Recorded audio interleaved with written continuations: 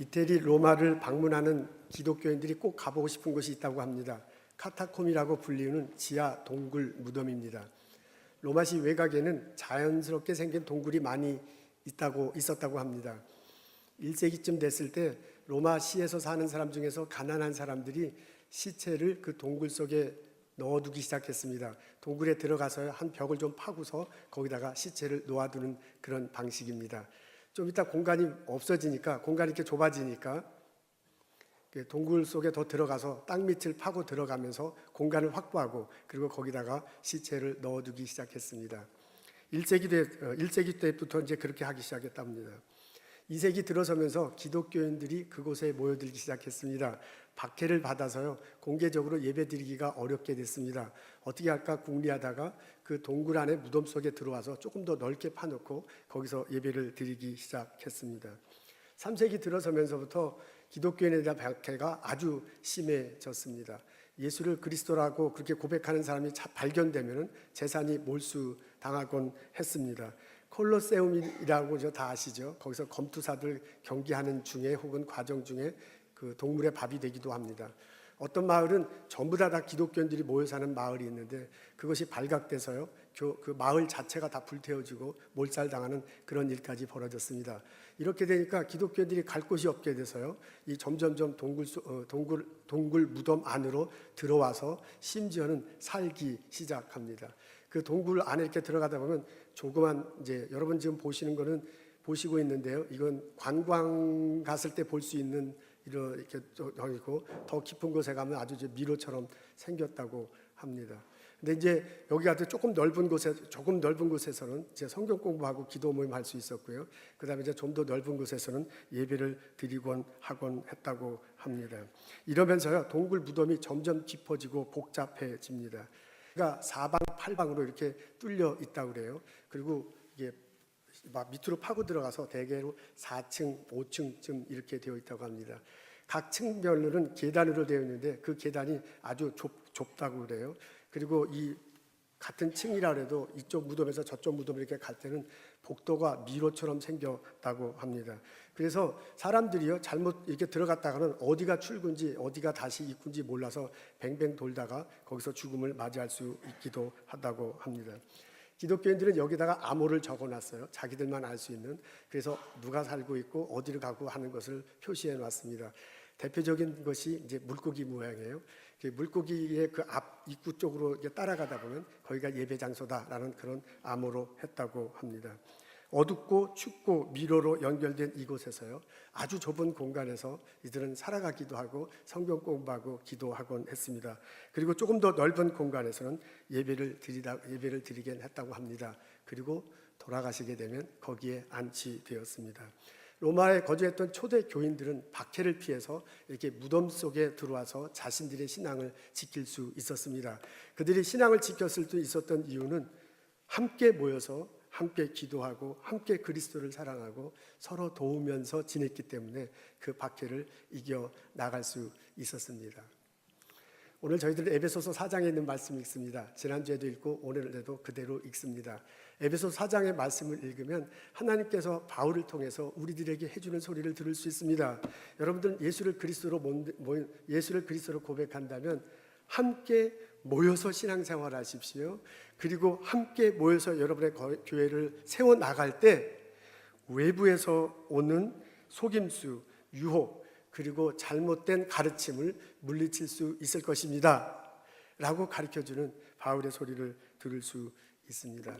오늘의 본문을 곰곰이 읽고 묵상해 보면 바울이 생각하는 교회 공동체의 모습이 떠오르는데요, 그 바울이 생각하는 교회 공동체는 두 가지 에너지가 형성돼서 그 공동체를 힘을 주고 이끌어가는 것으로 생각하는 것을 알 수 있습니다. 그 중에 하나는 뭐냐면 교회 공동체에 있는 그리스도인 모두가 그리스도를 향해 성장하고 성숙해가자는 열망을 갖는 것입니다. 그것이 15절에 나왔습니다. 우리 지난주에 했던 것이 이 15절을 중심으로 지난주에 했죠. 지난주에 우리가 읽은 구절입니다. 오직 사랑 안에서 참된 것을 하여 범사에 그에게까지 자랄지라 그는 머리니 곧 그리스도라 라고 그렇게 가르쳐주고 있습니다. 이 구절을 묵상하고 그리고 곰곰이 생각해 보면 우리는 다음과 같은 도표를 그릴 수 있습니다. 여기에 보면 예수를 믿는 사람들이 다 같이 모여서 함께 예수를 믿는구나. 그리고 예수님을 함께 알아가는구나. 그리고 예수님을 말하고 삶으로서 예수 그리스도에게 점점점 이르러야 된다. 다다라야 된다. 그 풍성함을 누려야 된다. 라고 그렇게 바울이 알려주는 소리를 들을 수 있습니다. 바울이 생각하는 교회 공동체는요, 예수를 믿는 사람들이 모여진 것에는 두 가지 에너지가 기둥처럼 흘러야 되는데 그 중에 하나가 이것입니다. 예수님을 믿는 거야. 예수님을 아는 거야. 예수님을 말하고 살고 어떻게 하든지 예수님 앞에 다다를까 이를까 애쓰는 그런 열망이 가득해야 할 것이라고 가르쳐 주고 있습니다. 바울은 이것 말고 또 다른 하나를 교회 공동체가 에너지를 형성하고요, 기둥처럼 있어야 될 것을 말해주고 있습니다. 그게 뭐냐면 그리스도를 중심으로 서로 소통하고 서로 연결되고 소통하고 서로 자신의 역할을 감당하는 것입니다. 그게 16절에 나왔습니다. 우리 지난주에는 15절을 읽었고요. 오늘은 16절을 읽습니다. 오늘은 16절이 우리 설교의 핵심 구절입니다. 앞에 나와 있는데 우리 다 같이 한번 읽겠습니다. 그에게서 온 몸이 각 마디를 통하여 도움을 받음으로 연결되고 결합하여 각 지체의 분량대로 역사하여 라고 그렇게 적혀져 있습니다. 여기 보면 제일 앞에 그에게서 온 몸이라는 표현이 납니다. 우리 지난주에 읽은 15절 뒷부분에 보면은 그는 머리니 곧 그리스도라라는 그런 표현이 납니다. 15절 맨 마지막에 그는 머리다 그리스도다. 그는 머리다 그리스도다라는 표현이 나고요. 이게 16절 첫 부분인데 몸이다 그다라고 이런 표현이 나옵니다. 그럼 우리 이 둘을 연결시켜 보면 우리는 쉽게 이해할 수 있습니다. 여기는 예수 그리스도를 말하는구나 라고 그렇게 알 수 있습니다. 바울 서신에 보면 예수를 믿는 우리들의 공동체를요, 머리가 그리스도라고 그러고요, 우리 공동체가 몸이라고 가리키는 것이 아주 많습니다. 여기도 바로 그런 표현입니다. 예수님이 머리 되시는데 몸된 여러분들이 그 예수님 안에서 함께 모여 있어야 될 것입니다 라고 가르쳐 주는 것입니다. 그 다음에 보면요, 각 마디를 통하여 도움을 받음으로 라고 이렇게 적혀져 있습니다. 마디, 도움 이런 단어가 나옵니다. 마디는 이게 지금 몸으로 비유했는데요, 마디는 우리 이 뼈가 있잖아요. 뼈 끝부분, 요걸 마디 혹은 관절이라고 그렇게 말한다고 합니다. 그러니까 여기는 마디라고 표현되어 있지만은 요거를 포함한 요 뼈, 요 한 단위, 뼈 한 단위를 암시한다는 것을 이해할 수 있습니다. 성인들의 몸에는요, 뼈가 206개가 있대요. 206개의 뼈가 있고, 그리고 이제 그 옆에 관절이 있는 거예요. 요게 한 마디. 그래서 우리는 그냥 요걸 한 뼈 마디라고 하고 요걸 한 뼈 마디라고 그랬잖아요. 말이라고 할 수 있잖아요, 상식적으로. 그런 식으로 206개의 뼈와 마디가 있습니다. 그러니까 지금 몸이 이렇게 뼈 마디로 구성되어 있는데 그런 것들이 서로 도움을 받는다라고 이렇게 표현하거든요. 그래서 이것을 읽으면은 요게 지금 몸과 교회 공동체를 비유해서 하는 말이란 말이에요. 뼈 마디가 한 단위면 몸에서 요거는 교회 공동체에서 소그룹을 암시하는 거구나 라고, 소그룹을 말하는 거구나 하고 연상하면서 알 수 있습니다. 여러분, 우리 교회 공동체는 작은 그룹들이 모여서 이렇게 형성됩니다. 근데 소그룹이 전부 다 있는데 적게는 2-3명, 많게는 12명, 더 크게는 있을 수 있지만은 작은 그룹들이 교회에 있고요. 그 그룹들 안에서 서로 도움을 받을 수 있습니다. 근데 그 소그룹 안에서 도움받을 수 있는 것은 두 가지인데요. 하나는 양육하는 것입니다. 서로 가르치고 배우는 것, 우리 15절에 나와 있는 그런 것처럼요, 그렇게 알고 있고요. 또 하나는 오늘 16절에는 사역과 봉사를 얘기하는데 그 소그룹을 단위로 해서 사역하고 봉사할 수 있는 일을 할 수 있습니다. 그래서 서로 도와가는 거야. 이것을 연상합니다. 예수님이 이렇게 머리 되시는데요, 그 머리 대신 밑에 있는 공동체는 소그룹을 형성해서 서로 도와가야 될 것이다 라고 그렇게 받아들일 수 있습니다. 그 다음에 보면 연결되고 결합된다고 그랬습니다. 요 뼈 마디가 관절을 통해서 이렇게 연결이 되잖아요. 그래서 206개의 뼈가 다 이렇게 서로 연결되는데, 그런 것처럼 소그룹으로 되어 있는 것이 서로 이렇게 소그룹으로 떨어져 있으면서도 서로 그리스도 안에서 연결되어야 될 것이다. 연결돼서 결합해서 하나가 되어야 될 것이다 라고 이렇게 말해주고 있습니다. 이건 개역 개정에는 결합이라고 나왔는데요. 개역 한글판, 이건 좀 더 오래된 버전이죠. 그리고 한자어가 많은데 거기에는 뭐라고 하냐면 연락하고 상합한다라고 그렇게 표현되어 있습니다. 연락, 커뮤니케이션 하는 거예요. 인포메이션을 쉐어하는 거예요. 그리고 상합, 서로 합쳐서 서로 힘을 합는다라고 그렇게 표현되어 있습니다. 그래서 연결되고 결합된다 이런 것도 좋지만은 개역 한글판 번역이 좀 더 저한테는 다가와요. 그래서 연락하고 상합한다. 그러니까 기독교 공동체에 있는 사람 다 스몰 그룹으로 되어 있는데 스몰 그룹 안에서 서로 돕지만은 스몰 그룹끼리 서로 연결되고요. 연락하고 상합, 서로 힘을 합치는 거다라고 그렇게 가르쳐 주고 있습니다. 그리고 그 다음에 보면 각 지체의 분량대로 역사한다 이렇게 되어 있습니다. 우리 몸을 각자 있는 것을 지체라고 그렇게 표현하잖아요. 다시 말하면 교회 몸된 우리 스몰 그룹에 각자의 모양새가 있는데 그 스몰 그룹에 각 스몰 그룹 나라 혹은 각 사람마다 자기에게 분량대로 역사한다 그랬는데 이 앞부분에 보면 하나님께서 은혜로 분량대로 은사를 주신다 그랬습니다. 각 사람에게 갖고 있는 은사가 있어요. 그런 사람들이 모이는 소그룹에서 독특한 해야 할 일들이 있고 잘할 수 있는 것들이 있습니다. 그것대로 역사한다는 겁니다. 여러분 우리 몸에는 간이 있고 팔다리가 있고 다 각자의 그 지체마다 하는 일이 있습니다. 간은 간대로 제 역할을 하고요. 팔은 팔대로 역할을 하고 다리는 다리대로 제 역할을 할 때 몸이 돌아갑니다.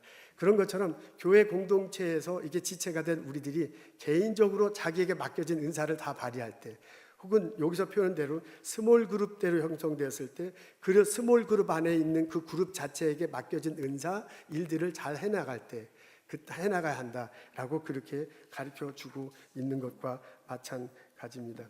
이런 식으로 세 가지가 이렇게 이 16절을 보면 세 가지, 예수님 안에서 세 가지가 언급되어 있는 것을 알 수 있습니다. 그러면서요, 이 16절 뒷부분에 가면 뭐라고 그러냐면 그 몸을 자라가며 사랑 안에서 스스로 세우느니라 그랬습니다. 이렇게 온몸이 각 마디를 통해서 서로 도움을 받으면 그리고 서로 연결되고 상합하면, 연락하고 상합하면 그리고 각자 맡은 분량대로 사역하면 몸이 세워진다. 그리고 그 몸이 자라게 될 것이다 라고 그렇게 말해주는 것을 알 수 있습니다. 이렇게 해서요 16절의 말씀을 이렇게 읽고 16절의 말씀을 이렇게 분석해서 해석하고요 곰곰이 묵상해 보면 그림이 하나 잡혀져요. 지금 교회 공동체가 우리가 몸이고 예수님이 그리스도가 머리라고 그랬잖아요. 그러니까 머리는 위에 있는 거고 이 몸은 밑에 있는 거란 말이에요. 그래서 이거는 16절은 아래에서 위로 올라가는 그런 뉘앙스인데요 16절은 위에서 밑으로 내려오는 뉘앙스예요. 그래서 그 뉘앙스를 살려서 이렇게 도표를 해보면 이 다음과 같습니다. 이렇게 보면 예수 그리스도가 이렇게 머리 되시는데 예수 그리스도를 믿는 사람들은 서로 마디와 마디처가 여러처럼 도움을 받아요. 스몰 그룹을 연결해서 서로 도움을 받는 거구나. 그리고 그 스몰 그룹이 각자 서로 연락하고 힘을 합치는구나. 그리고 그 스몰 그룹 나름대로 자기에게 맡겨진 은사가 있는데 그 분량대로 역사해라, 그 분량대로 봉사하는 거구나 라고 가르쳐주는 것으로 받아들일 수 있습니다. 이렇게 될 때 교회 공동체가 서게 될 것이고 이렇게 될 때 교회 공동체가 자라게 될 것이다. 처음 생겼을 땐 어린아이 같은데 어린아이 상태로 있는 것이 아니라 이렇게 될 때 점점 이렇게 자라서 어른과 같은 교회 공동체가 될 것이다 라고 가르쳐주는 것을 알 수 있습니다. 그러면서요 자세히 보면 15절과 16절에 공통적으로 나오는 단어가 있는데 그게 뭐냐면 사랑 안에서예요. 15절 앞부분에 보면 사랑 안에서 라고 이렇게 얘기하고요 사랑 안에서 우리식으로 하면 양육해야 된다 이런 표현이 나오고요 16절에는 맨 끝에 사랑 안에서 라는 표현이 나와요. 그러니까 사랑 안에서 서로 사역하고 봉사해야 될 것이다 라고 이렇게 알려주는 것으로 받아들일 수 있습니다. 그래서요 그리스도를 머리로 삼아서 그리스도에게 점점점 배우러 가고 그리스도를 중심으로 해서 사역하는 것이구나, 이 두 가지가 다 사랑 안에서 해야 되는 것이구나 라고 받아들인다면 우리는 이 15절과 16절을 서로 연결시켜서 이해할 수 있습니다. 한번 보겠습니다. 그러고 보면 지난주에 했던 거 여러분 생각나시죠? 예수를 믿고 예수를 알고 예수 함께 살면서 예수님 앞에 점점 이르러야 될 것이다, 예수 앞에 다다려야 될 것이다. 이게 15절의 가르침입니다. 우리 시기에 하면 양육하는 것입니다. 그렇게 되고 난다면 예수님 안에서요 서로 연락하고 마디마다 도움을 주고 그 다음에 서로 힘을 합쳐야 된다. 그러고서 각자의 맡겨진 일을 해야 될 것이다. 이게 16절의 가르침입니다. 우리식으로 얘기하면 서로 사역하고 봉사해야 될 것이다 라고 그렇게 가르쳐 주는 거예요. 그러니까 사도 바울이 꿈꾸는 교회 공동체는 두 에너지가 서로 흐릅니다. 예수님이 중심이 되고요. 예수님 앞에 어떻게 하면 배워서 나가야 될 것인가, 양육할 것인가. 이게 한 에너지가 한 기둥이에요. 그리고 그 예수님을 중심으로 해서요. 어떻게 하든 서로 연락하고 힘을 합쳐서요. 그리스도를 위해서 봉사하고 사역할 것인가. 이게 또 다른 에너지예요. 이게 또 다른 기둥이에요. 이 두 에너지가 그리스도를 향해 가고 그리스도 바깥에서 나오는데 이 두 에너지 중심에 예수 그리스도가 있어야 된다. 그런 얘기입니다. 그리고 이 에너지 안에 꼭 있어야 될 것이 뭐냐면 사랑이에요. 예수님을 사랑하고 예수 안에서 서로 사랑하면서 이런 일을 해요. 서로 사랑하면서 양육할 것이고요. 서로 사랑하면서 봉사해야 될 것이다 라고 우리에게 알려주는 것을 볼 수 있습니다. 이렇게 놓고 본다면 우리 지난주에 한 것과 오늘 한 것 15절과 16절을 읽고서 곰곰이 생각해 보면 교회 공동체가 어떻게 형성돼야 될 것이고 교회 공동체에는 어떤 에너지가 있어야 될 것인가를 알 수 있습니다. 저는 가끔 교회에 관해서 우리 교회 비전이 어떨 것인가 라는 같은 목회자로서 내가 무슨 일을 해야 될 것인가 라는 것을 놓고 고민하고 기도할 때 이 도표를 바라봅니다. 그리고 무엇을 할 것인가를 묵상하곤 합니다. 이것을 바라보면요, 교회 공동체가 어떻게 해야 될 것인가 개별적으로 많은 것들을 듣고 배울 수 있습니다. 근데 이제 그것을 다 하기는 어려워요. 교회 공동체의 중심은 예수님 그리스도야 되구나. 이런 깨달음을 얻을 수 있고요. 교회 공동체는 무슨 일을 하든지 간에 사랑 안에서 해야 되는구나. 이런 깨달음을 얻을 수도 있고요. 교회 공동체는 연락하고 상합한다 그랬잖아요. 연락하는 건 커뮤니케이션 하는 거거든요. 서로 이게 커뮤니케이션이 잘 되는구나, 잘 돼야 되는구나. 우리가 과연 잘 되는가 하고 여러 가지로 우리를 반성해 볼 수 있습니다. 그래서 이 도표가 우리 교회를 뒤돌아보게 하는 많은 것들을 이제 가르쳐 주지만은 그것을 지금 다 하기는 시간상 어렵습니다. 바울은 교회 공동체가 이런 내적인 영향 흐름이 이렇게 되어야 된다고 가르쳐 주고요. 이렇게 될 때 교회가 쓰고 이렇게 될 때 교회가 자라고 이렇게 될 때 외부에서 오는 잘못된 가르침, 외부에서 오는 유혹들, 외부에서 오는 사람의 속임수를 이겨낼 수 있다라고 그렇게 가르쳐주고 있습니다. 여러분, 우리 몸이 건강하면 외부에서 바이러스가 들어와도 그걸 물리치거나 흡수해버릴 수 있습니다. 근데 우리 몸이 건강하지 못하면 외부에서 침투하는 것에 금방 우리가 이제 아프게 되잖아요. 그런 것과 똑같아. 그러니까 바울이 생각하는 것은 예수 그리스도를 중심으로 그리스도를 어떻게 하면 배워갈까 양육이 있고요. 예수님 중심 안에서 어떻게 사역할까. 그리고 이렇게 해서 교회가 에너지가 흐르고 이렇게 해서 기둥이 세워지면 이 교회는 건강한 교회가 될 거야. 그래서 바깥에서 사람의 유혹이 있거나 외부에서 오는 거짓된 가르침이 있더라도 그것을 이겨나갈 수 있을 것이다 라고 가르쳐주고 있습니다. 그래서요, 오늘의 본문을 읽으면, 오늘의 본문을 묵상하면 하나님께서 바울을 통해 우리들에게 알려주시는 소리를 들을 수 있습니다. 여러분들은 그리스도 안에서 함께 모여 신앙생활 하십시오. 그리고 건강한 공동체가 되십시오. 그렇게 될 때 외부의 유혹이나 잘못된 가르침이나 외부에서 오는 속임수를 이겨낼 수 있을 것입니다 라고 가르쳐주는 소리를 들을 수 있습니다. 바울을 통해서 들려주시는 이 하나님의 가르침이 우리들 교회 공동체에 적용되고 건강한 교회가 되기를 주님의 이름으로 소원합니다. 여러분, 우리가 건강한 공동체로 있지만은 외부에서 오는 사람들의 속임수라든지 유혹이라든지 잘못된 가르침은 항상 있을 수 있습니다. 그런 것들이 어떤 것이 있는가, 여러 가지 많은 것들이 우리들에게 이렇게 다가오잖아요. 우리들에게는 초대 교회처럼 박해가 있지는 않습니다. 예수 믿는다고 해서 감옥에 간다든지 예수 믿는다든지 죽는다든지 그런 것은 없습니다. 근데 그런 모양새는 없지만 또 다른 모양새로 잘못된 가르침으로 유혹으로 속임수로 우리 교회 공동체를 다가와서 우리 교회 공동체를 건강치 못하게 만들 수도 있습니다. 그래서 여러 가지를 말할 수 있는데 그 중에 하나가 뭐냐면, 그래서 이게 풍파처럼 다가올 수 있습니다. 그 중에 우리들에게 오늘 본문을 읽고요, 이게 양육해 나가고 하나인데 교회 공동체의 중심이 그리스도다라고 지금 바울이 가르쳐 주는 것을 곰곰이 생각해 나온다면 오늘날 우리에게 다가오는 큰 풍파 중에 하나를 알 수 있습니다. 그게 뭐냐면 예수 그리스도의 유일성에 대해서 다른 생각을 갖고 있거나 다른 말을 하는 것입니다. 예수분도 위대한 좋은 선생님 중에 하나다. 예수의 가르침도 좋은 지식이 있고 지혜가 있는 것이다. 그러면 그런 좋은 선생님과 좋은 지식은 다른 종교에도 있지 않느냐라고 그렇게 말하고 그렇게 생각하고 말하는 것입니다. 그래서 꼭 교회를 통해서만 그리스도를 통해서만 구원이 있는 것이냐라고 질문하는 그런 가르침 혹은 그런 유혹, 그런 생각을 들을 수도 있습니다. 이것은 성경의 가르침과 다릅니다.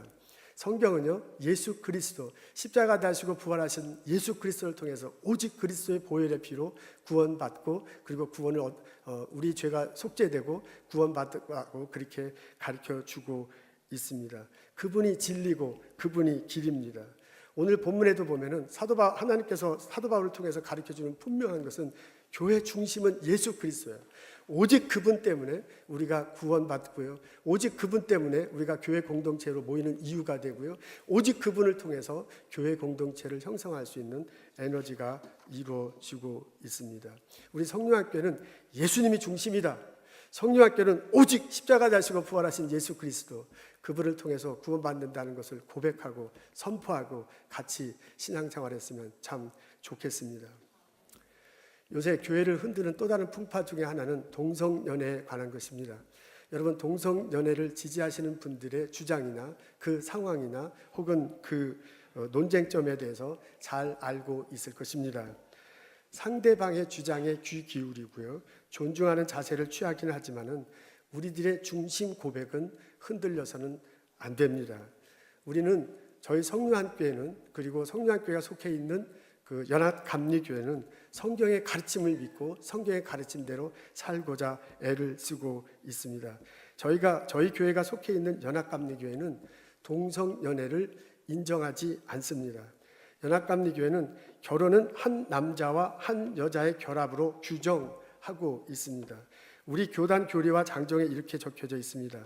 비록 연합감리교회는 동성연애 행위를 용납하지 않으며 이 행위는 기독교의 가르침에 어긋나는 것으로 간주하고 있지만, 우리는 하나님의 은혜가 모든 사람에게 언제나 가병되어 있음을 확인하며 기독교 공동체 안에서 함께 살기를 추구한다 라고 이렇게 고백하고 적혀놓고 있습니다. 동성연애는 인정하지 않지만 동성연애자는 사랑으로 받아들일 수 있다, 그런 내용입니다. 또한 동성애자들의 인권 및 권리가 동등하게 향유할 수 있다는 것을 인정하고 그것을 도울 수도 있다는 그런 입장입니다. 이것이 연합감리교회 입장이고요, 그리고 또한 우리 성요한 연합감리교회 입장이기도 합니다. 근데 안타깝게도요, 우리 연합감리교회 전체의 입장은 이런데, 이제 연합감리교 교단에 속해 있는 몇몇 미국 교회에서는 교단 전체 방향과는 다른 입장을 취하는 교회도 있습니다. 지금은 문을 닫았지만 저희 이 건물을 같이 사용했던 렉싱턴 연합감리교회도 또한 그렇기도 했었습니다. 이런 교회가 많은 지역도 있습니다. 안타깝게도 이 보스턴을 중심한 뉴잉글랜드 지역에 이런 주장을 하는 교회가 많이 있습니다. 그래서 같은 교단에 속해 있음에도 불구하고 다른 생각을 가지고 있고 다른 목소리를 내는 경우를 간혹 볼 수 있습니다. 그러나 성령교회 담임 목사인 저와 우리 한동원 목사님, 그리고 우리 성령교회를 이끌어가는 평신도 지도자 장로님들의 의견은 동일합니다. 우리는 연합감리교 교단의 입장이 곧 성령교회 입장이라고 그렇게 믿고 그렇게 교회를 섬기고 이끌어 가고 있습니다. 우리는 오직 예수 그리스도를 통해서 구원받는다고 고백합니다. 우리는 예수 그리스도의 그 십자가 보혈에 관한 가르침과 그 삶의 모습이 성경에 고스란히 담겨 있습니다. 성경이 우리들 신앙생활의 표준이고 그 성경의 내용이 우리의 길이고 진리입니다. 그래서 성경의 가르침을 이해하고요, 성경에 가르쳐 주는 대로 신앙생활하고 교회에서 함께 교회에서 함께 공동 생활했으면 참 좋겠습니다. 이런 성경의 가르침이 무엇인가 알고 그 성경의 가르침대로 이끌어가고자 할 때 하나님께서 우리와 함께 하셔서 우리를 이끌어 주시고 또한 우리를 축복해 주시리라고 믿습니다. 여러분, 오늘 에베소서 4장에 있는 말씀을 읽었는데 그 에베소 4장에 보면 하나님께서 바울을 통해서 권면해 주는 소리를 들을 수 있습니다. 예수 그리스도가 교회 중심이 되어야 될 것이다. 그리고 어떻게 하든지 그 예수님을 배워야 할 것이고요, 어떻게 하든지 그 예수님이 주신 에너지를 가지고 교회 사역을 해야 될 것이다 라고 가르쳐 주고 있습니다. 이 가르침이 우리에게 한 가르침으로 고백하고 이 말씀을 붙들고 함께 신앙생활하는, 그래서 우리를 통해서 그리스도가 전해지고 우리를 통해서 하나님 영광 드러내는 이런 성령한 교회가 되기를 주님의 이름으로 축원합니다. 여러분, 제가 2007년도에 한국에서 개최되었던 세계 감리교회 대회를 참석한 적이 있습니다. 거기에 주제 설교를 하셨던 분이 레버런 에디 팍스라는 분인데 그분이 하는 기조 설교에서 들은 예화 하나를 여러분에게 전하고 설교를 마치려고 합니다. 이분이 동유럽에 있는 불가리아의 나라에서 있었던 이야기를 했습니다. 불가리아는 북해, 동유럽 북해 옆에 있는 나라입니다. 지금 앞에 이렇게 지도를 보실 텐데요. 왼쪽 구석에 소피아라는 데가 있죠. 거기가 수도고요. 그다음에 오른쪽 끝에 바나라는 데가 있습니다. 소피아가 한국으로 하면 서울 같은 데고 바나가 부산 같은 두 번째 큰 도시라고 합니다. 근데 이 바나 감리교에서 있었던 이야기입니다. 불가리아가 개신교가 들어간 것이요 19세기라고 합니다. 다른 교회도 이제 많이 번창했고요. 이제 감리교회도 번창하고 있었는데 1947년에 공산화되면서 예배 보기가 힘들어집니다. 그러다가 1961년에 교회 문을 전부 문 닫게 했습니다. 그리고 목사님들을 전부 가서 감옥소에 보내거나 혹은 귀양을 시키곤 했습니다. 그래서 교회가 완전히 없어지게 됐어요. 교회 건물 안에 있는 교회 건물에 관한 장식이 있잖아요. 그것을 다 부숴버리고 그리고 교인들을 뿔뿔이 흩어지게 됐습니다. 근데 소피아하고 바나는 큰 도시였기 때문에 이렇게 해서 이제 교회가 흩어졌는데도 일부분의 사람들이 이제 가정에서 예배를 보는 거죠. 결국 이제 지하에서 예배를 본다 이렇게 표현하는 거죠. 가정에서 스몰 그룹 형식으로 몇몇 사람들이 예배를 보곤 했다고 합니다. 근데 그렇게 비밀스럽게 예배를 드리는데 가장 힘든 게 뭐냐면 찬송하는 거예요. 찬송할 때 이렇게 소리를 내서 이렇게 찬송을 해야 이게 찬송가가 되는데 이제 그렇게 하지 못하니까 입만 벌리고 이제 찬송을 하는 거예요. 입만 벌리고 찬송을 하니까 이게 너무너무 답답했다. 그게 이제 가장 힘들었다라고 그렇게 얘기하는 것을 볼 수 있습니다. 이렇게 이제 지하에서 예배를 드리다가요. 1989년도에 이제 소련 연방이 무너지잖아요. 그러면서 불가리아도 이제 자유를 찾게 됐습니다. 그래서 밑에서 지하에서 예배를 드린 사람이 공공장소에서도 예배를 드릴 수 있게 되게 됐습니다. 그래서 바나 도시에 바나 감리교회에 있었던 감리교인들이 모여가지고 옛날 교회터에 가서 예배를 드렸습니다. 그리고서요 한쪽 구석에서 예배를 드리고 이게 원래 우리 옛날 바나 감리교회 교회터니까 이 교회터를 우리한테 다시 달라라고 시에 요청을 합니다. 근데 그 시에서 난색을 표현하는데요. 교회 문을 닫고 여기에다가 극장, 어린이들을 위한 극장으로 사용했대요. 근데 그게 굉장히 번창한 거야. 그래서 바나 시 사람들이 아주 좋아하는 어린이 극장이 됐어요, 교회가. 이렇게 됐는데 이것을 또 바꾸기는 굉장히 어렵다라고 하면서 교인들에게 제안을 합니다. 그러지 말고 더 좋은 땅으로 우리들이 시에서 줄 테니까 글로 옮겨가서 거기다 교회를 지으면 어떻겠냐고 제안하는데요. 그 땅이 훨씬 좋았대요. 그리고 훨씬 더 넓어요. 그래서 교인들이 다 그 너무 좋은 제안이다 하고서 그 땅으로 시내 가까운데 넓은 땅으로 가게 됩니다. 그래서 이제 땅은 얻었는데 교회당이 없는 거예요. 그래서 이걸 어떻게 할까 하고 고민을 하다가 미국에 요청을 합니다. 그래서 이제 연합감리교회 세계선교부에서 30만 불을 헌금합니다. 그게 이제 전부 우리가 어포션먼트 내잖아요. 각자 교회에서 내는 거 다 거둔 것을 이제 세계선교부에서 이런 데 이제 사용하는 겁니다. 그래서 30만 불을 지원을 해주고요. 그리고 비디오 테이프를 만들어서 홍보하고 이 교회를 위해서 헌금했으면 좋겠다라고 그렇게 홍보를 합니다. 이렇게 헌금 받은 걸 가지고요. 1994년도에 교회를 지어요. 그리고 2000년도에 완공을 했다고 합니다. 여러분 지금 앞에 사진을 볼 건데요. 이게 완공한 교회의 모습입니다. 아주 멋있죠. 자, 넓은 터에 이렇게 저는 가보지 못했지만 아주 멋있게 교회당을 지었습니다.